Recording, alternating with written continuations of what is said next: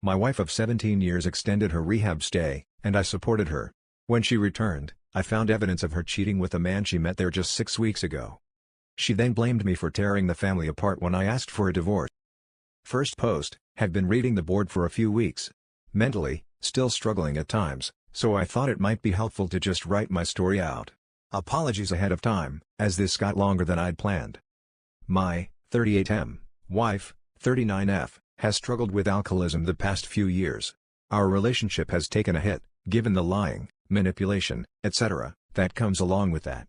A few months ago, she went to rehab out of state and, at the recommendation of her counselors, entered a nearby sober living facility as a transition.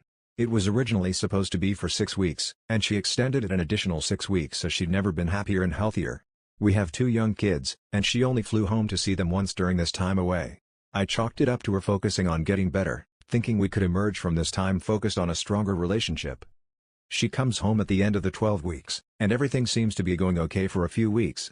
She's committed to meetings, therapy, making new sober friends, and just generally seems to be in a good place.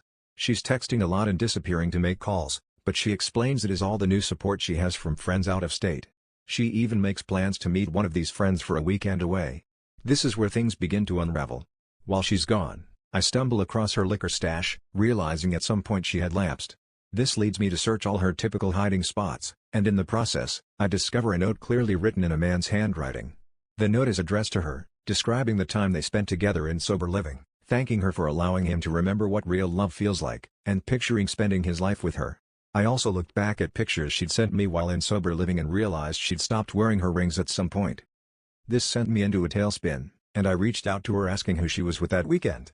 She claimed a girlfriend from sober living, and I asked for a selfie. She went into defense mode, accusing me of being controlling and insane. She never did send a picture and continued her trip for another 2 days before returning home. During those 2 days, I pulled our cell phone records and discovered she'd been talking to a man daily that I was not aware of. Counter to much of the advice on this board, I confronted her with the evidence, including the name of the AP, when she got home. She attempted to downplay the relationship, saying he was just a friend and they barely talked anymore. When I mentioned the phone records, she again dismissed me as crazy. That night, I moved out of our shared bedroom. The next morning, with calmer heads, I asked to see her phone and her text messages. Deflection and gaslighting followed. That afternoon, she came to me and told me to look through her phone. She had clearly deleted all messages from this guy, as well as messages from the friend she was supposed to be with that weekend and another friend from sober living. I told her this was a deal breaker for me and have since hired an attorney and drafted a separation agreement. While I never got the full gotcha moment, I'd seen enough to know this wasn't a person I could ever see myself trusting again, and she had no interest in full honesty and transparency. Her default was to protect herself and her image, not fight for me and our family. I appreciate anyone who has read this far. Not sure exactly what I'm looking for here, maybe just some validation from internet strangers, but I felt compelled to get my story out there. Update. I've gotten confirmation that it was an ongoing physical affair, though she doesn't know that. I've read plenty of the sub, so I know the answers to expect, but I'm still struggling. We were together for 17 years, and yet I now don't know who this person is. She's now someone who can look me dead in the eye and tell me that I'm insane or crazy for assuming that she had an affair. She continues to claim that she'd never do anything to hurt me or the family. She likes to remind me that I'm the one who asked for the divorce, so I'm choosing to leave the family and tear them apart. I work to minimize contact and don't engage her, so the majority of these comments come in the form of unsolicited text messages. I try to redirect to only discussing the kids, but we're still under the same roof, joys of a no-fault state and her dragging her feet on a settlement agreement, so I can only avoid contact or seeing her to a certain point. Her continuing lies and manipulation only further my conviction that divorce is the right and only choice. I just can't fathom how she's able to get up every morning and look herself in the mirror, knowing the choices she's made and continues to make. The easy answer is she's just a shitty person, but is there any more to it than that? Op replied to a comment suggesting marriage counseling as a way to admit what she did. Tried marriage counseling off and on over the past 1 to 2 years.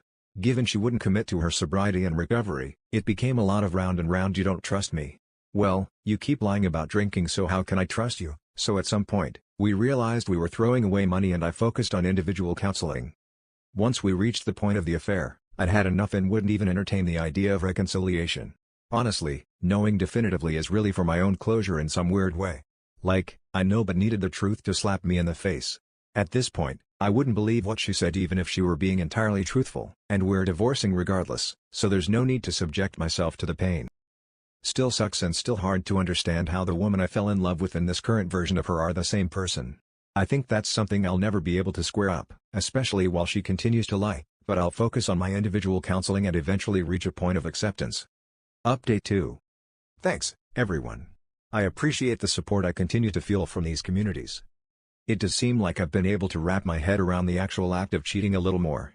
She's got self-esteem issues, mental health challenges, and is clearly suppressing a ton of guilt and shame from her addiction. I think she found someone to validate her and make her feel special without the baggage from the years of damage she'd previously done to the relationship. Not excusing it by any means, but I can understand why she might seek that. The lying, gaslighting, and manipulation are the parts I struggle with. At this point, I see no reason to confront her with more evidence and give her more opportunities to lie. The more she continues to do so, the harder it's going to be for me to even function as a co-parent with her, so I recognize that I've just got to let it go and move on. She will never give me full transparency, and honestly, I probably don't ever want that. The full truth is probably more hurtful than what I already know.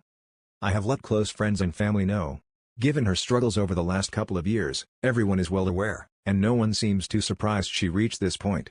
Her parents live in a state of denial, both about the affair and her alcoholism, trying not to fully accept the person she has become. This will only enable her, but all I can do is protect the kids from both her and them. I'll keep focusing on myself. I do individual counseling, attend Al-Anon regularly, have a support system of close friends, and have recently gotten back into the gym. Life is all about seasons, and this is one of them. A super shitty one, but one I'll learn from and come out better on the other side. I'm looking forward to the day we're not under the same roof and I can breathe a sigh of freedom and relaxation for the first time in a long time. Update 2. See my prior posts for background. Our home went under contract this weekend and separation agreement has been verbally agreed upon with plans to sign and notarize early this week. I plan to move into my new place later this week. She's on vacation, so last night was the last we had to spend under the same roof.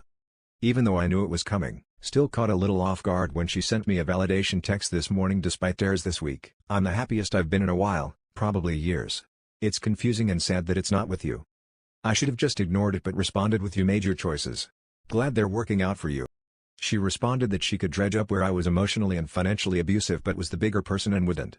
Also said this was 2 years in the making and glad it finally happened. Again, and if 2 years in the making she could have grown a pair and asked for a divorce before cheating, but water under the bridge. I checked out at that point and went back to ignoring her. While I feel moments of nostalgia, I honestly just feel at peace right now. For the first time in several months there's not some big unknown, selling the house, my future living situation, a separation agreement, hanging over me. While this sucks, I don't know if I've looked forward to anything as much as I have being in my own place moving forward. I don't post a lot, but this group has been super helpful in getting me through the last few months. Top comment. You can't win against a cheater who has no remorse. Better cut off all contact except when it is absolutely necessary. She was a lemon you didn't need in your life, and now it's time to move on to enjoy your life again. Take your time to heal and enjoy your single life for a while. Hope your divorce goes smoothly and you will live your best life going forward. Wish you a speedy healing and all the best. OP, thank you. With big decisions falling in place, it's getting easier to start to imagine my future without her, and as I sit here today that future seems pretty good.